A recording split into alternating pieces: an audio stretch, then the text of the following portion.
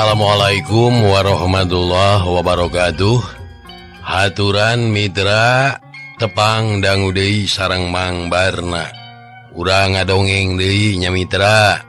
Neraskeun hanca garapan anu katunda. Dongeng garapan Mang Barna ieu kalayan judul Si Kucrit. Sumaha jangakeun mitra dongeng kucrit. Sok kaparayun sadayana.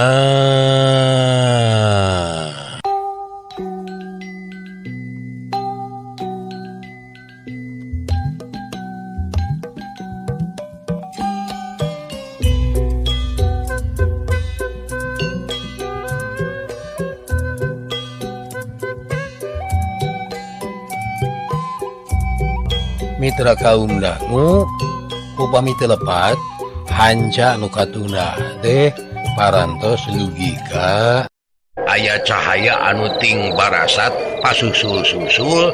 Eta cahaya teh jiga keur nyameran kana kaayaan imahna. Hartina mah di jero imah teh nepi ka pabelit ku cahaya, nepi ka kaayaanna teh ting barasat. Aduh mitra, salian ti eta teh make jeung karasa euneur imahna teh. Da eta we barang-barang anu aya di jero imah prupre parareupus, ting jarunggal ting jumbali. Taku hal eta pisan kimu ateh langsung percaya yen ieu utusan ti nagara siluman teh pasti cenarek nulungan manehna.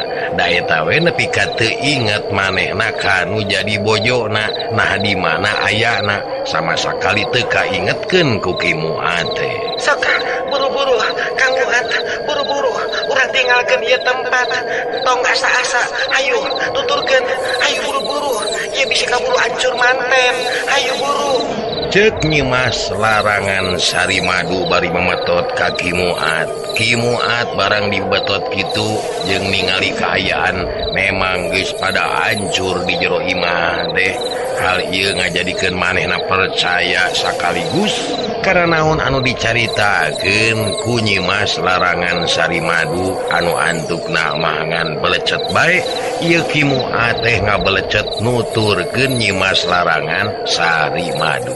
Mitra kaum dangu sedengkeun Murkajil alias jangkar saketi anu harita keur silih udag jeung Jaka Mursid meh ampir-ampiran kawalahan atuh jangkar saketi teh ari sababna mah geuningan Jaka Mursid teh bener-bener bisa ngayonan manehna. Malah cek pamikirna jangkar saketi, aduh lamun kieu mah aing jelmaan unggul hingga mah piraku ari jelmaan unggul mah manehna bisa tandingan ka aing malah bisa ngaleuwihan ti aing.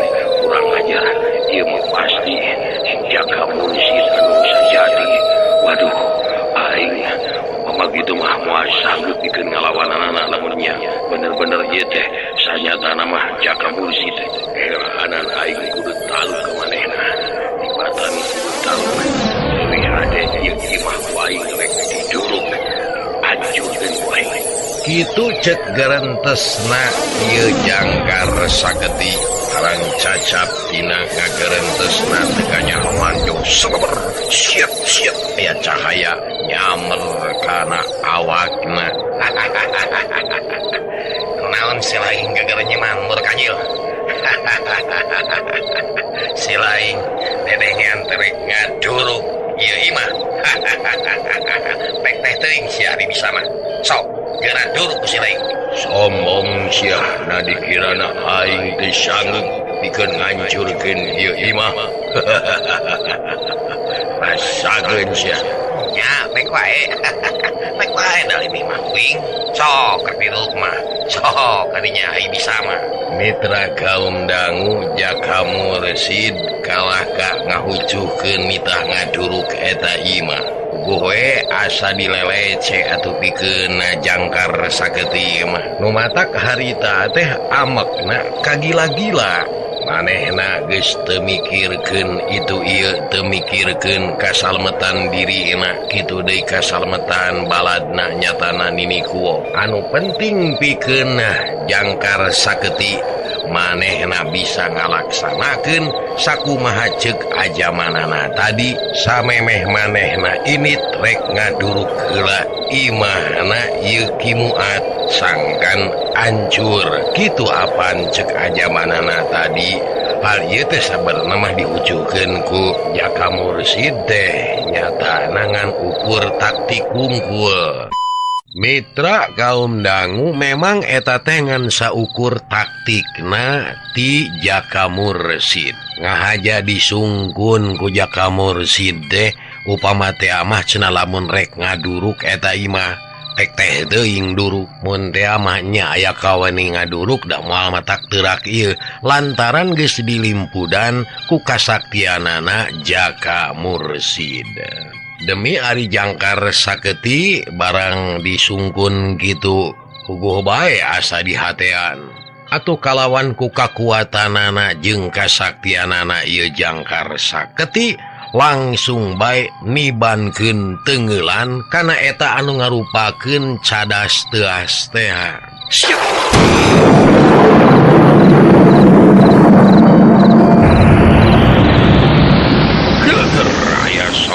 Tarik pisan ngageleger kawas anu dibentar kukilat bae bener kena nama kena eta sameran ti jangkar saketi teh nangal pisan da eta we batu cadas anu ngarunggunuk teh sakaligus muruh puy nepi ka Mancawura barang Mancawura kitu ngan jangelek deui bae eta anu ngarupakeun batu cadas teh bet ngajegir imahna kimuat. Aing disalah neunguh. Nya cek aing oge pasti ieu mah imahna. Aduh pada habil teh tong disamer ku aing lamun teu disamer mah meureun bakal terus we jadi batu cadas. Aduh aing poho ieu. Aduh poho jelema teh kitu kutuk genengna ieu jangkar saketi. Demi ngadenge kitu pikeun Jaka Mursid ngan calakatak weh seuri nyeng seurikeun kabodohanana ieu jangkar saketi. Ayo sia mur kajil pek lain dek diduruk mana geuning. Sok tengelkeun deui eta kasaktian anjeun teh. Desudin aji si aing kudu nengelkeun deui tenggelan aing. Gua aing teh kasalahan. Sugane mah jurig mentara salah. Balagu sia manusia teh. Gua di aing tempatna salah. Aing mah pabrikna kesalahan teh. Nya bangsa si lain mah apan pabrikna kesalahan mah nya euy. 100 keur maneh sia jurig. Ngahina sia kurang ajar. Kasalahan aing ngan ukur di duitan 100. Eueuh we sia panjang urusanana jeung aing. Rasakeun sia. Ceuk mur kajil kituna teh bari terus ngamuk muak ngawing. Ari maksudna mah nyatana hayang ngancurkeun ieu imahna kieu. Sabab ceuk pikirna tadi oge apaan anu rupana ngan satukan cadas teuas bisa hancur ngan anehna teh bet ngajangelek deui jadi imah. Tasukan we cenah geus jadi imah mah leuwih hibu. Sebab sok sanajan sakumaha tohagana moal satohagana cadas teuas. Itu ceuk pamikirna ieu jangkar saketi bari jeung manehna teu apal. Yen waktu teh geus nyatet kasubuhnakeun. Moal lila deui ge tangtuna bakal aya anu ting barasat ti beulah wetan. Nyatana cahaya panon poe anu kasebut balebat subuh teh. Nu matak ku Jaka Mursid terus we diheureuyan, dioconan ieu jangkar saketi teh ngarah manehna pohoeun yen waktu teh geus rek nyedek ka subuh. hal ieu teh sabenerna mah hiji kakaliruan pikeun Jaka Mursid. Ari sababna Jaka Mursid geus kapalingan tenyo ngeunaan di mana ayana Ki Muat jeung kamana leosna eta Nini Kuok. Nya bae mitra kaum dangu sadaya teu lila antarana ti beulah wetan aya anu ting barasat ngarupakeun cahaya horeng simana horeng. Waktu teh geus manjing kana waktu subuh, malah lapat-lapat di jauhna kadenge aya sora anu adzan awal. Tah di dieu kakara sadar ieu jangkar saketi yen tangtuna wae lamun manehna masih kene aya di dinya bakal kaberangan. Hal ieu teh pacaduan pikeun jangkar saketi ulah nepi ka kaberangan. Nya kapaksa barang ngadenge sora azan bari meungpeukan ceulina, gewat-gewat ieu jangkar saketi ngagorowok bari les ngiles di eta tempat anu saterusna mumbul kaluhur nuju ka nagara Siluman Sileman nyatana Karamat Pasir Larangan. Ningali peta lakuna jangkar saketi gitu kakara kaingetan deui pikeun Jaka Mursid yen waktu teh geus manjing kana waktuna subuh. Subhanallah, alhamdulillah, wala ilaha illallah wallahu akbar. Lah, geus manjing di ka subuh ya. Lamun gitu carana. Aduh, kumaha ye nasibna Ki Muat jeung bojona. Nah, aya keneh kitu.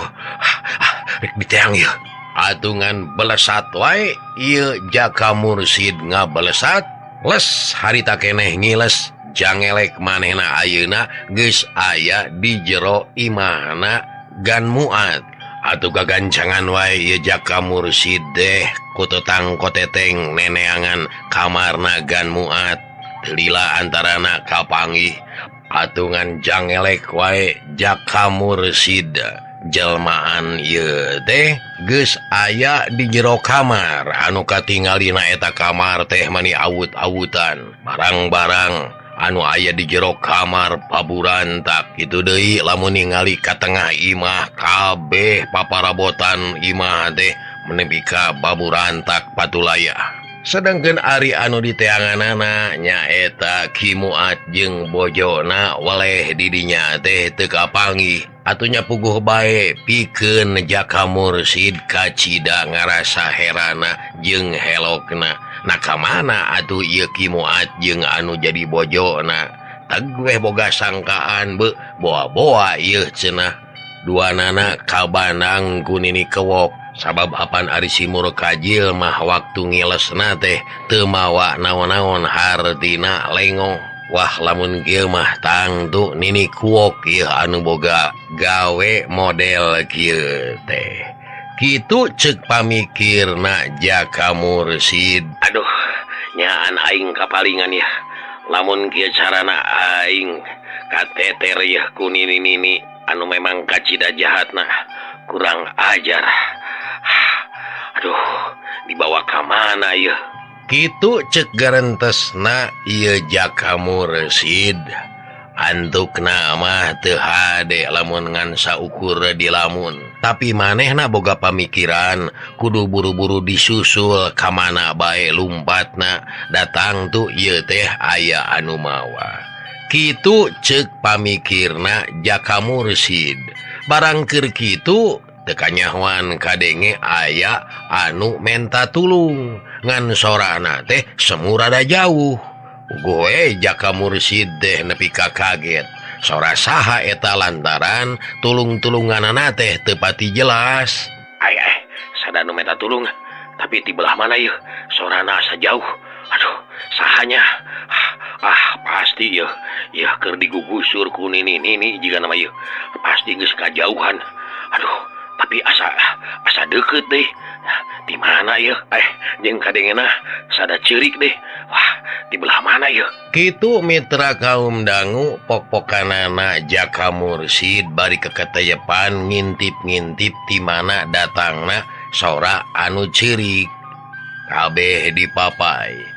barang nepi ka palebah lomari anu satangtung lomari gede pisan mitra kaum dangu sadaya reg atuh Jaka Mursid teh ngaraneg sabab kumanehna bet kadenge sada sora jalma anu keureuk tina jero eta lomari barang diantelkeun cilikna kana eta lomari bener wae bet sada aya anu keureuk di jero eta lomari atuh gancang bae ku Jaka Mursid teh eta lomari dibuka barang bray eta lomari dibuka gebeg atuh Jaka Mursid teh ngagebeg sabab didinya teh aya bojona Ki Muat eta bojona Ki Muat ayana dina jelo lomari teh semu anu cingogo mitra kaum dangu da puguh jujul upama teh mah lamun angtung sabab apan pangawakanana ieu amihna teh mitra kaum dangu jangkung ageng atuh mohon komo geus tenang manya mohon amihan jangkung ageng teh jaba demplon deh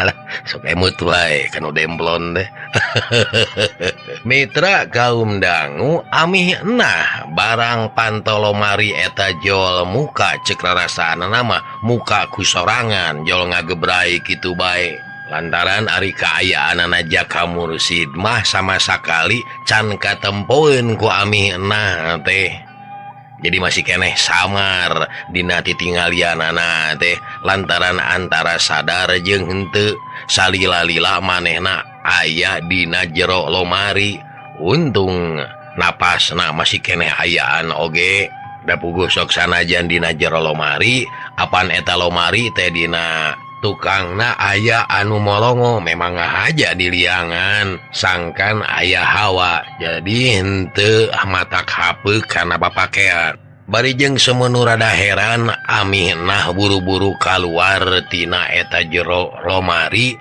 bari cungklang cingkleng bari culang cileung ka ditu ka dieu pangpangna maneangan anu jadi salakina nah manehna bet aya dina jero lomari nah diasupkeun anak usaha piraku aman lamun teh mah disumputkeun kudu jadi salakina asa kacida teuing kitu ceuk pikirna amihna bari palahak polohok manehna ka ditu ka dieu ningalian susuganan didinya aya nu jadi salakina tapi waleh direretan teu aya sasaha ngan barang retweh kana paparabotan di jero imah anu paburantak pasolengkrah acak-acakan ngan gebeg wae atuh amihna teh ngagebeg nah aya kajadian naon jeung ka mana ari nu jadi salakina atuh sakedapan mah amihna teh nginget-nginget samemehna aya kajadian manehna asup kana jero lomari eta diinget-inget tapi da cek pikirna apan aing teh cenah keur sare paduduaan malah keur ngumbar ka sono jeung nu jadi salaki teh tapi naha cenah aing bet aya dina jero lomari jeung ieu kabeh anu aya di jero imah jadi paburantak ieu lamun kitu carana pasti ieu teh aya anu teu beres pasti aya utusan teh meureun ti nagara siluman bohanya di negara siluman teh datang ka dieu meureun rek nyamper si nyai teh aduh kumaha teuing atuh jeung ari Kang Muat nah terus ka mana deui boha-bohanya aduh jeung aing nah bet aya dina jero lomari ieu barang mani paburantak ieu aduh nyaan ieu mah ari Kang Muat ka mana atuh papap kamana papap ya ami papap ami ngiring papap kitu sumamatna ya amihna bari terus wae manehna kaluar ti eta kamar lantaran memang waktu teh geus kasubuhnageun mitra kaum dangu da memang jeung nyana waktu teh geus manjing kana waktu subuh ta waktu amihna keur gagerowan kitu teh Jaka Mursid mah geus ngaleos teu aya di kamar Hal pikeun Jaka Mursid mah teu hese lantaran sok kumaha bae oge pikeun amihna moal apaleun yen di jero kamar teh aya diri manehna. Mitra kaum dangu urang caturkeun isukna disabudereunana Imah Kimuat utamana pisan mah para tatangga-tatanggana anu deukeut ka Kimuat loba anu tingkara cewis sacarita pang-pangna mah tina kajadian peuting tadi anu karasana asa beda pisan cenah peuting tadi teh mani asa karareueung pang-pangna mah lamun seug ngaliwat kalebah imahna Kimuat kaayaanna teh pararoek matak pikageungeun bete cara ti biasana cenah apan biasana mah bruy bray harurung ku lampu ari peuting tadi mah meni medem pararoek jeung deui cenah biasana sok aya anu ngontrol nu ngurilingan imahna Kimuat nyaeta pagawe jaga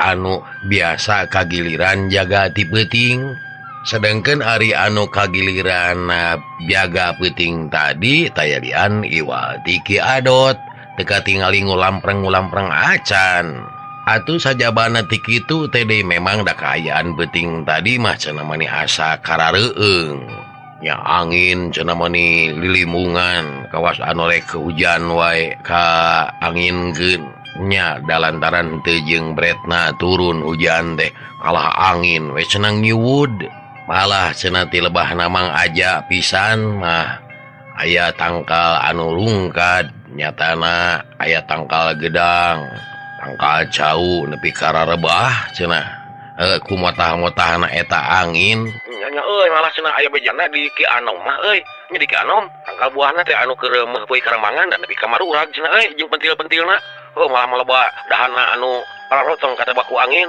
selain apal teka Cepi Aresta tah di mana si Cepi mah kanang hayam cenah nepi ka Amuradul nya eta angin teh mending galak-galak teuing awas nama jiga aya anu teu beres di lembur urang ieu beres kumaha ari si laing konoy nyarita teh ka mana wae si laing mah maka jeung teu beres maksudna kumaha ieu mah cekolot cenah lamun aya kajadian kitu teh model angin ngiwun cenah nya dedengean asa dodar gelap atuh kaayaan teh harengheng matak ti kakeungeun eta teh cenah bejana sok aya nu munyung eta teh kitu sok sudon lah maka jeung anu munyung segala rupa wah di urang mah nu munyung atuh manasina bah dongeng eta mah kamana wae nyarita teh tapi kela nya tadi peuting maneh pangin teh jeung Ki Adot teh Ki Adot mana ari selain eta sok ngajaga imana ieu gan muat nya teh pangin tuh dewek mah maneh mah karek di balik pisu ka negla geus ulin di mana itu tuh di mana Haris urang suka negla aku ente teh wawuh eta maneh make jeung nyaho yen di dieu kaayaan peuting karareueung sarupa cek maneh nah kumaha angko di suka negla mah tadi peuting maneh teh kumaha lieur maneh mah nyarita teh ya keungna teh nepi ka suka negla ge teh ibur gitu mah sarua jadi dieu kutan teh kitu asugeun mah di dieu we di urang wungkul maneh tara percaya sarua di ditu ge ibur kan bae atuh ari kitu mah sarua sarua mah berarti lamun kitu di lembur urang mah eueuh anu naon kasebutna teh munyung eueuh buah-buah di lemur suka negla aya nu munyung meureun ayo kamana wae selain mah selain kan kamana wae nyarita teh kitu tah mitra kaum dangu di antarana para rumaja anu aya di lingkunganana Kimuat ngobrolna teh komo deui kolot-kolotna ngan beda meureun ai kolot-kolotna mah disidem we sok sanajan nyaho ge di antarana yen memang peuting tadi teh karasana meni asa karareueung asa beda ti biasana barang keur gunem catur kitu rentang-rentang ti kajauhan aya nu leumpang rusuh da eta we katingali sampingna make jeung dikewerkeun horeng si mana horeng anu nyamperkeun ka dinya teh tayalian ti Maimot leumpangna meni semu rusuh bari jeung pok cacarita Alah, ujang anu karasep, jang kinai, jang ajo, cik tulungan emak ye, tulungan itu di bumi na juragan na muat. Naon mah? Naon maimot naon meniru rusuhan ya. Ih, pugu itu jang konoi, oke jang ajo ye, mak teh di piwaranganku nen, sugan aya jalmi saun teh kange itu mantuan di bumi na, pugu wangi teh. Bumi na acak-acakan dugi ka para reupes paparabotan teh mali seueur lomari anu ting jarungkel aya angin ageng wangi teh. Bukan teh kitu mah. Nah nya eta dugi ka para reupes kitu. Nah ageng-ageng teuing dugi ka ting jarungkel kitu. Nah ieu naon mah? Ih, hari jang konoy. Sepugu kan wangi teh aya angin sakitu ageungna. Malah ka bumi na juragan muat mah ageng pisan mah kitu oge. Lain eta na teu dikunci gitu bumina make jeung aya angin lebet ka jero bumi nepi ka kitu mah asa araraneh mah. Nyaru ka teuing atuh ujang da kitu kaayaanana. Pugu itu deui ki adot lah kamu lang ti heula jiga tos jaga wengi teh. Langsung we ka terus mulang malah teu bebeja acan kadudungan teh ngan tadi we pasanggok jeung emak di jalan. Wah, atuh jang konoy. Jang ajo karena Allahna we atuh ye. Nak pasti diburuhan ngerangke ku juragan oge. Yuk, majo. Ayo nang bantuan karunya. Ya, ayo. Teu naon-naon. Kemang ari gan muatna ka mana? Nyeta ye jang ajo ari agan mah keur aya perluna jigana keur teu aya di bumi cek bojona mah cenah da keur ka mana. Biasa we meureun ngontor pausahanana. Buah-buah keur kilir nya mah. Ari taeung teh sok ka mana wae kilir teh kilir ka mana atuh mana sina teh sok dongeng ka kilir teh itu ka dieu wae. Ku tanda kitu mah. Ih bejan ayeuna teh rek namahan deui jadi opat saeta teh. Digagu teuing ajo ari teuing ya mak sok sudon ari kitu teh jakeun nya we. Nya nam atuh jang onoy jang konoy jang ajo ayo atuh bantuan emak keun soal keur koma beres ke kumaha disuhunkeun ka agan istri yuk. Kitu pok-pokana nama imot mani hari weus menta bantuan atuh pikeun konoy jeung ajo atoh we nu aya menang panitah kitu teh da memang cenah gan muat mah kitu deui bojona dina soal rejeki mah tara ngoretkeun barang berena teh bro-broan nu matak barang dititah kitu teh atoh we nu aya.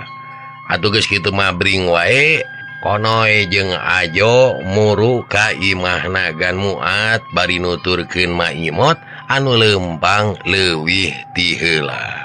Mitra kaum dangu cag urang tunda heula.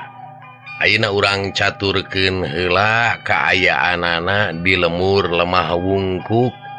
Nyatana kaayaanana Nyi Mumun alias Neng Gege anu keur aya di bumina Bicioh.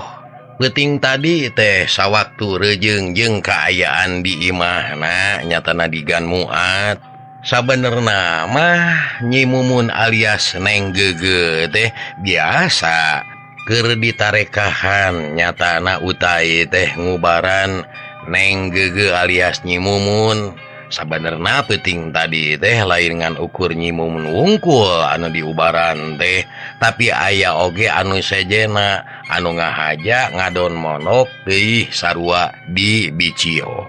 Nya rupa-rupa pisan anu boga kahayang teh aya di antarana anu hayang cager tina panyakit anu keur karanapanana rupa-rupa di panyakitna teh. Samalah make jeung aya anu diubar panyakitna teh sarua jiga anu karanapan ku Nyi Mumun alias Neng Gege. Nyeta panyakit cinta teh ya mitra.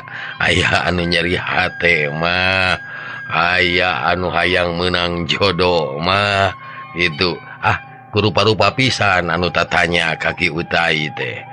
Memang Ki Utai kadienakeun kasohorkeun jadi pananyaan ku balarea da cenah eta lamun dina ngubaranana teh atau dina narekahanana teh sok jetu wae.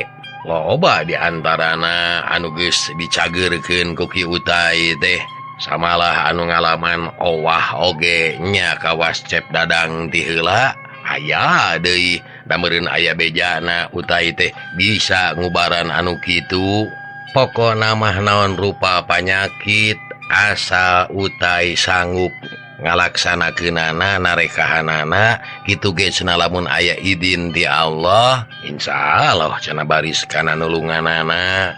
Sabenerna mah hal ieu teh pikeun bicioh mah nyeta ti heula oge kungsi cacarita kulobana semah anu abrul-abrulan ka imahna utai teh nya ka imahna bicioh ieu sok rada risi oge aya antara bunga jeung oge aya di antarana rasa kapaur maklum omong jalma lamun geus loba alit-alitan gitu teh sok sieun kabejakeunana teh nya sok ditungtungan sok sieun menang fitnah gitu tah ka risina bicio mah malah sekali-kali mah ka utai sok nyarita cenah geus we eureunan lantaran bisi teu kajagangan apan kungsi harita oge anu jadi uwana nyatana anu katelah kiruat ngahajakeun datang kade cenah ulah hareup teuing lantaran can manying kana umur kasebutna teh utai teh masih keneh budak bujang anu can manying kana umur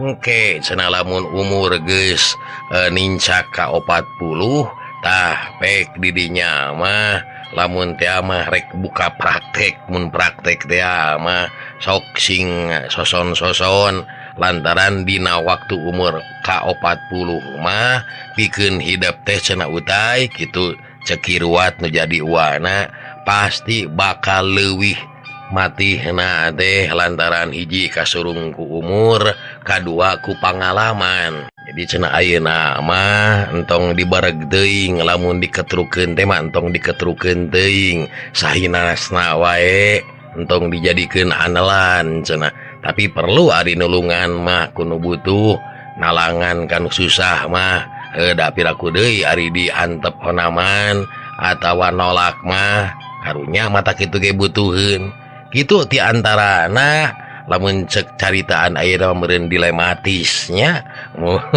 bingung utai teh ai rek di stop da kumaha rabul ari di stop karunya gitunya mohon kuno sarumping teh makaning tebih-tebih ngahajakeun sararumping tah mitra kaum dangu harita oge waktu ngusahakeun ka Nyi Mumun alias Neng Gege kapaksa dipanerikeun lantaran ari Nyi Mumun alias Neng Gege mah apaan ngadon geus sababaraha peuting ayana di Bicio teh. Mitra kaum dangu kajadian anu kaalaman ku inung bapana nyata Nagan Muat sareng bojona dina peuting harita sawaktu pisan jeung harita pas pisan Nyi Mumun alias Neng Gege ieu keur ngobrol jeung Ki Utai hartina mah keur dipapatahan ku Ki Utai keur didongengan ku Ki Utai ngeunaan rereged anu aya dina dirina Nyi Mumun alias Neng Gege ieu kalawan pasaratan-pasaratanana ge dicaritakeun sangkan bisa pulih deui weuh deui iwati tuntunan tina masalah peribadahan nya eta oge geus sababaraha poe ieu teh ayana di Bicio katingalina Nyi Mumun alias Neng Gege teh geus seger deui teger deui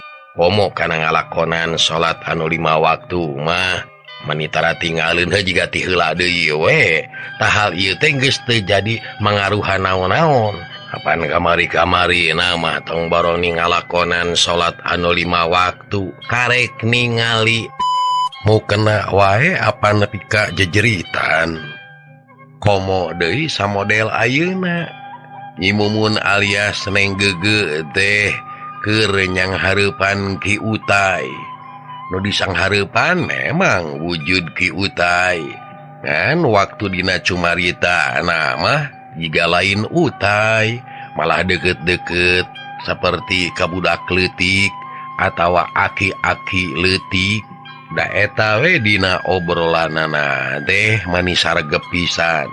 Hiji saregep, kadua na atuh nyimumun teh kacida mani ajrih pisan.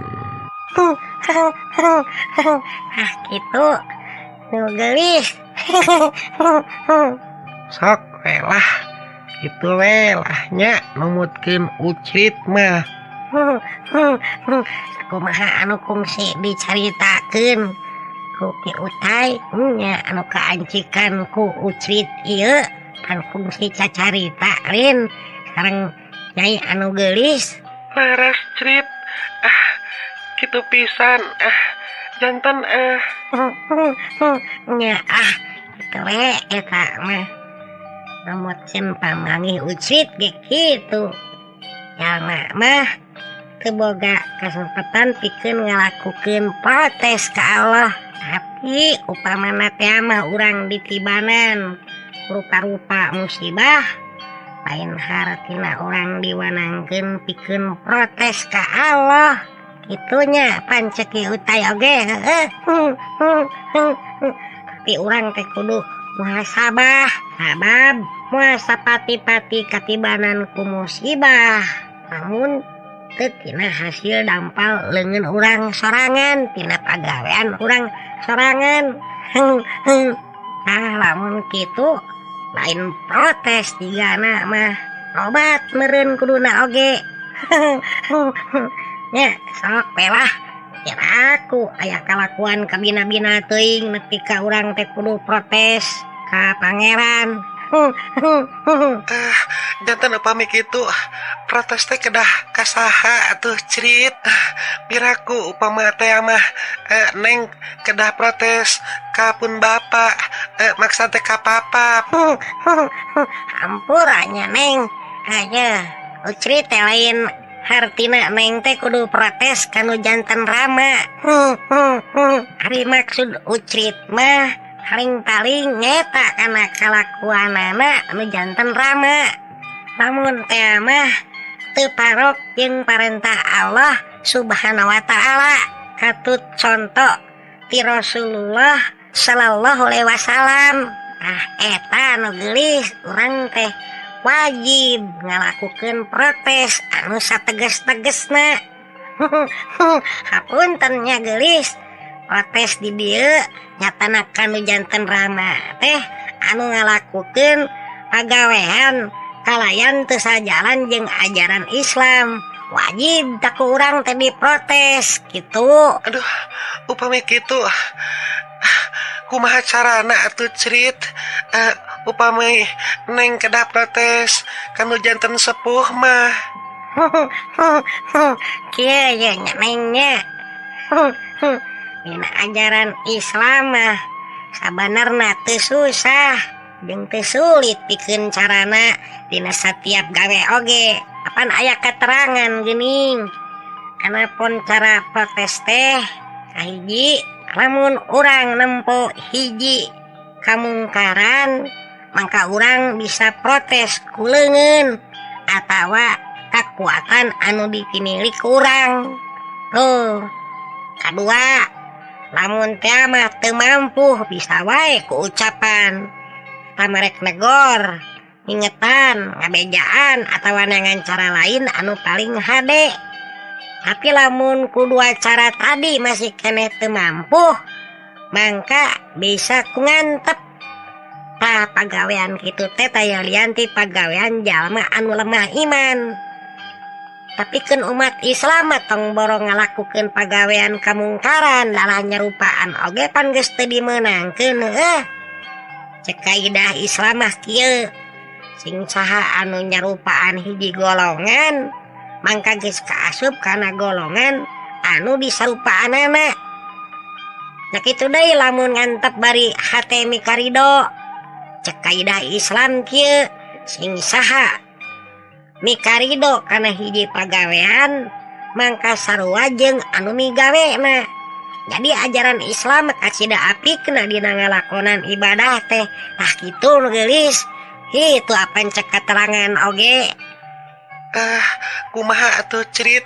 Upami teh mah anu kasebat sakumaha tadi nu disangankeun ku Ucrit naon anu dilaksanakeun ku Neng ieu anu tangtosna saur Ucrit bakal aya akibatna kanu janten sepuh Neng nyatana papap sareng ka Ami mohon maksad teh ieu teh ngarupikeun protes ti Neng kanu janten sepuh atuh upami kitu mah Neng teh lir ibarat anu ngenek-ngenek kana karepna pun bapak maksud teh papap sareng Ami. Kamu deh gitu. Aku udah hese mikir lah ngogelis. Sabab ya anu kasebut kabeungharan jeung kasenangan anu ayeuna keur ditibana teh. Seolah-olah ku Neng anu janten putrana keur dieuneuk-euneuk. Tah ngeuneuk-ngeuneuk ieu teh aya sabab. Nyatana balukar Neng anu janten putrana tos ngarti yen sagala rupa kabeungharan kakayaan harta banda anu di tibana ayeuna ku janten Rama hidup teh seolah-olah Neng teh teu satuju. Nah kitu meureunnya. Laras kitu pisan Crit. Tadi dia Neng kudu apa hartina ngeuneuk-ngeuneuk di dieu kanu janten Rama teh pasti ieu teh urang nya kasebutan Neng teresep kana naon anu dipigawe kuno janten Rama Neng nyatana punten nya Neng nya meunang kabeungharan jeung kakayaan teh geuning bet hasil tina jalan anu teu dipikarido ku Allah. Punten gitu oge. Ieu mah cek implengan Ucrit kitu nya Neng nya malah lain nyenerkeun kana karidoan Allah ieu mah nyenerkeunana teh kana karidoanana anu dibenduan ku Allah. Nah kitu punten ieu nya sok we lah kitu we cek Ucrit mah. Alhamdulillah atuh Neng salaku nu janten putrana gitunya saengal-engalna tiasa sadar gitunya dina harti mampu ngomean diri sabab upama seug Neng teu mampu atawa teu gewat-gewat ngomean diri satu tasna meunang katerangan ieu tangtuna wae bakal ngarguikeun ka Neng pribadi kitu deui kanu janten Ibu Rama hidup anu sajati. Tapi hapunten nya Neng nya lamun bisa ngomean diri kudu gura-giru atuh ngomean diri sangkan teu ngarugikeun nyatana teu ngarugikeun ka Neng pribadi kitu deui. Pikeun sepuh Neng anu sajati. Laras kitu pisan Crit. Alhamdulillah atuh Neng dipasihan katerangan ti Ucrit anu mugi-mugi wae Neng tiasa ngalaksanakeunana Crit. Insyaallah Neng bade satekah polah sangkan nu janten sepuh teh sadar deui sawios Neng mah teu gaduh harta bana oge sawios sapertos kapungkur deui wae oge asal naon anu dijalankeun ku sepuh Neng kitu deui kaayaan Neng teh sapertos kapungkur kalayan kenging karidhoan ti Allah anu maha kawasa. Ya syukur upama kitu mah sok we lah ngan entong ari hayang deui jiga baheula mah. Eman keur susahnya kudu ai beunghar mah ngan kabeungharan eta kudu dipake keur kasalamatan dunya jeung akhirat. Hartina kabeungharanana urang teh sing meunang ridho ti Allah. Lah ieu marajeun urang beunghar tapi teu dipirido ku Allah. Nya atuh kasebutna teh atung eneh. Urang di dunya bisa senang, hirup sagala aya, usaha teu boleh maju wae. Kauntungan ti ditu ti dieu tapi ku urang teu dipake amal. Hartina eta usaha urang teh teu meunang karidoan ti Allah. Urang senang di dunya kumaha ke aya di akhirat. Urang kalaka ti karelep tah nya kasebutna teh meureun atung eneh kabengharan anu ditibana ku urang teh lain nyalametkeun di akhirat malah nyangsarakeun ka urang ngagebruskeun. Tapi urang beunghar teh nyatana kudu sing jadi amal pikeun tibakaleun di akhirat tuh. Jadi kudu beunghar mah ulah hayang fakir ulah hayang miskin kudu beunghar engkena keur jalan ibadah. Kan kitu cek katerangan oge. Mitra kaum dangu kitu obrolanana Neng Gege alias Nyi Mumun katut Ki Utai anu harita dina caritana teh Ki Utai make kasirepan ku Ucrit mani dari apisan dina obrolanana teh atuh pikeun Nyi Mumun ngarasa sugema kana eta obrolan teh lantaran saeutik gedena bet mere caang kana pikiranana sok sanajan pait karasana nyaeta Nyi Mumun kudu rela upama seug teh mah naon anu keur dipigawe ku Nyi Mumun ieu anu ayeuna nyatana tojaiyah jeung kahayang nu janten Ibu Ramana anu tangtuna wae ku hal ieu teh bakal aya pangaruhna kanu janten Ibu Ramana pangpangna mah kanu janten Ramana nyaeta anu kasebat palias teh mitra bakal ngajadikeun apes kana naon anu keur diusahakeun kunu janten Ramana ieu teh bakal aya akibatna. Cager poharanya mitra dugi ka dieu heula wae atuh acara dongeng garapan Mang Barna atur nuhun mitra tepang dangu deui enjing dina waktos anu biasa wae billahi taufik wal hidayah wassalamualaikum warahmatullahi wabarakatuh. Ciao.